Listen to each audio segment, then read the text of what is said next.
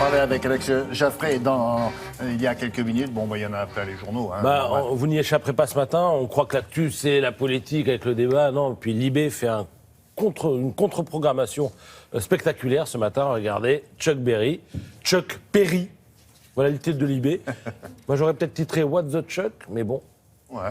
Pas mal aussi. On vous l'a dit et répété tout le week-end. Sans lui, pas de Clapton, pas de Springsteen, pas de Stones, pas de Beatles, pas de révolution musicale. Un pan entier de notre culture nous aurait échappé. Alors, la disparition du père fondateur du rock'n'roll, comme disait Alex Jaffray tout à l'heure, produit une avalanche de superlatifs, mais Dieu lui-même a sa part d'ombre. Donc, quels étaient un peu les défauts de ce garçon? Il y en avait pas mal, hein, vous l'avez dit, il se baladait avec des mineurs dans sa voiture, mais il était surtout, nous dit Libération ce matin... Il n'a pas fait que ça, le pauvre homme, mais c'est arrivé une fois, alors voilà. D'une vénalité sans pareil, paraît-il. Alors, il ne manquait pas une occasion d'exiger une limousine sans chauffeur. Les horaires de ses concerts étaient minutés à la seconde près, nous enseigne Libération ce matin. Et il était souvent question d'argent avec lui. Il a même demandé un jour 25 000 $ supplémentaires pour monter sur scène avec Keith Richards. Alors, supplémentaire, j'imagine qu'il avait déjà un cachet, mais il en voulait un petit peu plus. On le voit d'ailleurs sur cette photo en compagnie de Keith Richards et de Neil Young. C'était en 1986. Et vous apprendrez également dans Libération, et ça dit l'importance de Chuck Berry finalement, que, vous savez, nous, terriens, avons envoyé une sonde aux Martiens en se disant peut-être que le jour où ils découvriront la sonde, ils ouvriront et ils trouveront des objets qu'on a mis dedans pour témoigner de notre civilisation. Et il y a donc un disque de Johnny B. Goode dans la sonde, qui est quelque part. Et vous lirez dans Libération. Et ils l'ont gardé, hein. Comment? Je dis, les Marseillais, ils l'ont gardé parce qu'ils l'ont gardé pour l'instant. Mais là, ça, ils l'ont gardé.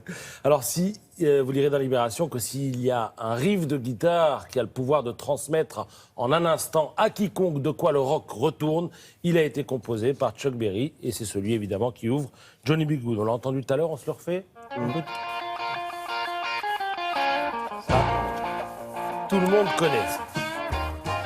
On connaît même l'auteur, le premier, qui a inspiré Chuck Berry. Grâce à Alex. C'est vous dire, grâce à Alex.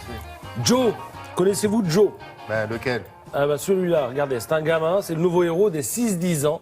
Alors, c'est un prénom qui n'est pas anodin, car on peut aussi voir J.O., Jeux Olympiques. Et Joe, c'est un héros imaginé par une sportive de haut niveau, l'escrimeuse Astrid Guyard. Alors, Joe au perché, c'est le titre d'un de ses albums. Dans cet album, Joe fait la rencontre de Vanessa Boslack, vice-championne du monde de saut à la perche. Elle va donc l'initier et lui va apprendre à s'affranchir du regard des autres. Et à chaque fois, Joe va rencontrer un sportif qui va lui apporter quelque chose. Alors, il y a le face-à-face de Joe, où il rencontre Brice Guyard, qui est double champion olympique d'escrime. Et il va développer son estime de soi avec lui. Le rebond de Joe, où il rencontre Emeline Dong, vice-championne olympique de basket. Et avec elle, il se confronte à la différence. Tout ça, c'est des copains de l'auteur. Voilà. Et absolument. Et les dessins sont signés Olivier Loyen. C'est une jolie série. C'est aux éditions du Cherche Midi. Merci.